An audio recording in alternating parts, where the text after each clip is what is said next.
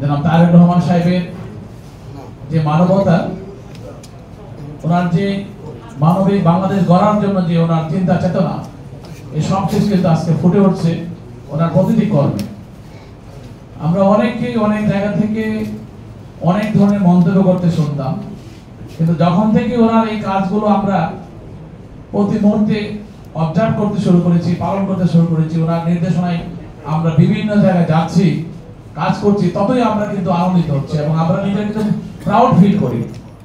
আজকে যে অনুষ্ঠানটা হচ্ছে, আপনারা ধরুন এই অনুষ্ঠানটার মাধ্যমে আপনারা যারা এসেছেন, যাদের কাছে একটু সম্মানিত করা হবে, ওনার পক্ষ থেকে একটু উপহার দেওয়া হবে, হয়তো তেমন কিছু না, কিন্তু এই গুলশান অফিসে আপনাদেরকে যে সম্মানটুকু দেওয়া হচ্ছে, আমরা বিএনপি পরিবারে আপনাদের নাম লিপিবদ্ধ হয়ে আছে এবং এটা হয়ে থাকবে। এবং ভবিষ্যতে যখন দল ক্ষমতায় আসবে জনগণের ভোটে, হয়তো আমরা বিএনপি পরিবার আপনাদেরকে নিয়ে আরো অনেক চিন্তা করবে। এই যে ওনার এই চিন্তা, ওনার এই চেতনা, ওনার যে ভালোবাসা, যে উনি যে মানবিকভাবে কাজ করতে চাচ্ছেন, এবং উনি তো শুধু লন্ডন থেকে এগুলি না করলেও পারতেন, উনি তো রাজনীতি নিয়ে বসে থাকতে পারতেন, যেখানে দিনে 24 ঘন্টার মধ্যে 18 ঘন্টায় উনি কাজ করেন। আমি মনে করি যে আমরা একটা সঠিক নেতৃত্ব পেয়েছি। আমরা বিএনপির প্রতিষ্ঠাতা শহীদ প্রেসিডেন্ট জিয়াউর রহমান এবং দেশনেত্রী বেগম খালেদা জিয়ার পরে আমরা যেই উত্তরসূরি পেয়েছি, ওনার নেতৃত্বে আমরা অবশ্যই পারবো আগামী দিন মানবিক এবং উন্নত বাংলাদেশ গড়ে তুলতে। এবং যারা ক্ষতিগ্রস্ত হয়েছে, যারা কিনা গুম খুনের শিকার হয়েছে, যারা জুলাই বিপ্লবে শহীদ হয়েছে, আহত হয়েছে, প্রত্যেকটা পরিবারকে নিয়ে আগামী দিন আমরা বিএনপি পরিবার অবশ্যই সুন্দর একটা পরিকল্পনা রাখবে এবং তাদের পাশে দাঁড়াবে। আমি শুধু দু একটা ঘটনা যদি উদ্ধৃত করি, আমরা যখন বিভিন্ন প্রোগ্রামে যাই, আমরা কিন্তু ভাবতে পারি না যে ওই প্রোগ্রামটা কত দূরে বা কি ধরনের প্রতিকূল পরিবেশ থাকবে। কোন কোন জায়গায় দেখেছি আমরা বৃষ্টিতে ভিজে গেছি, ছাতা নাই, কিন্তু কলা পাতা দিয়ে আমরা কোন রকমে বৃষ্টি একটু একটু আটকায় আমরা মানে মাল হেঁটে যাচ্ছি, কিন্তু আমাদের মধ্যে কোনো ক্লান্তি নেই।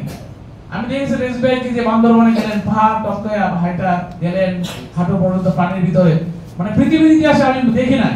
কিন্তু এগুলো কেন? আমরা বিএনপি পরিবারে এই যে পৃষ্ঠপোষক আমাদের বিএনপি তারেক রহমানের নির্দেশ আর আমাদের ভালোবাসা, উনি যে মানবিক কাজগুলো চাচ্ছেন, আর আমাদেরও মন সিনক্রোনাইজ হয়ে যাচ্ছে যে আমরা বিএনপি করি, আমাদেরকে সেখানে যেতে হবে, সফলতার সাথে কাজ করতে হবে।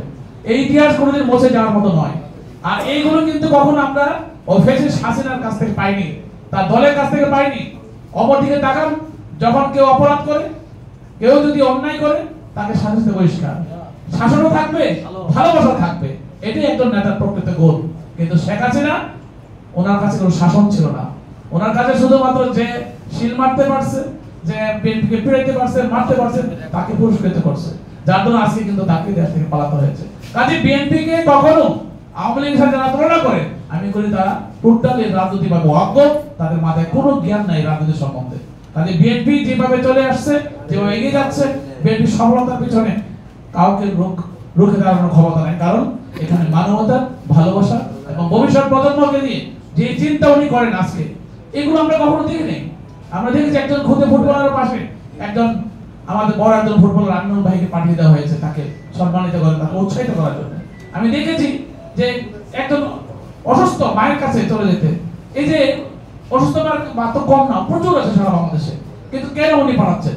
এটা কিন্তু আমাদের সমাজে একটা সিগন্যাল দিচ্ছেন যে আপনারা যারা সমাজের সমাজপতি আছেন, আপনারা এগিয়ে আসেন। প্রত্যেকে এগিয়ে আসলে তারপরে আমাদের বাংলাদেশে কোনো সমস্যাই থাকে না। একদিকে অনেক বড় বড় লোক হাজার হাজার কোটি টাকা দেশ থেকে পাচার করছে, আর একদিকে মানুষ চিকিৎসা করতে টাকা পাচ্ছে না। এই যে বৈষম্য, এই বৈষম্যগুলো কমানোর জন্য কিন্তু উনি আজকে এই মানবতার কাজগুলোকে হাইলাইট করছেন, দেখাচ্ছেন, যাতে সবাই আমরা করি। অনেক অনেক জন মন্তব্য করতে পারে, কিন্তু আমি মনে করি ওনার প্রত্যেকটা কাজ, প্রত্যেকটা পদক্ষেপ আজকে সবার কাছে সমাদৃত হয়েছে।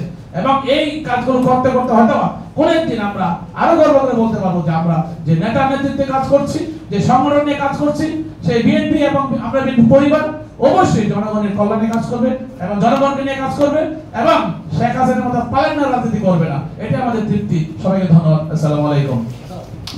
ধন্যবাদ ইঞ্জিনিয়ার আশরাফুদ্দিন বকরু ভাইকে।